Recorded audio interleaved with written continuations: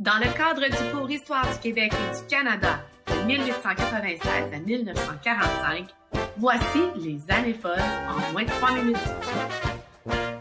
Pour comprendre les années folles, il faut d'abord reculer à 1914-1918 pendant la Première Guerre mondiale. Bref, en 1918, cette guerre-là se termine et c'est en fait le retour à la vie normale. En fait, les années folles, c'est quoi? C'est la période historique qui débute autour de 1918, fin de la guerre, et qui se terminera en 1929. Les années folles, au fond, c'est la célébration de la fin de la guerre. En plus, on a de l'argent pour sortir et dépenser parce qu'on a économisé pendant les années de la guerre.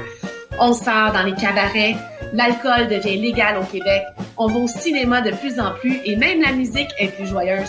Tu l'entends depuis le tout début. Les années folles, c'est aussi un changement dans la mode, surtout dans la mode féminine. Quand on sort, on porte des vêtements à paillettes qui brillent pour attirer les regards. Les jupes sont plus courtes qu'avant.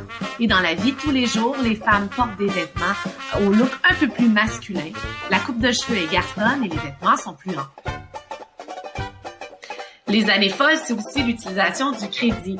Alors, j'obtiens des trucs maintenant, mais je les paye plus tard. Les gens vont s'acheter des voitures, des vêtements de luxe. Les plus riches vont remeubler leur maison, les mettre au goût du jour.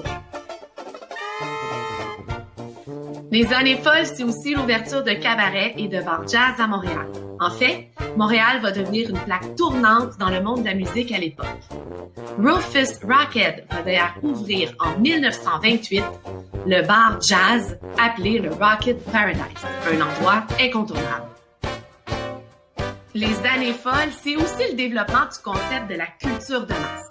La radio deviendra l'objet le plus convoité dans les maisons canadiennes et québécoises.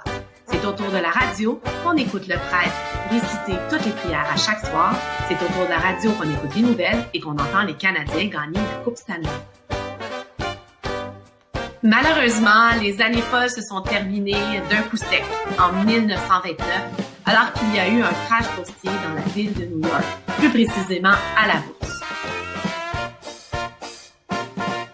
Voilà, c'est tout. C'était les années folles de 1918 à 1929.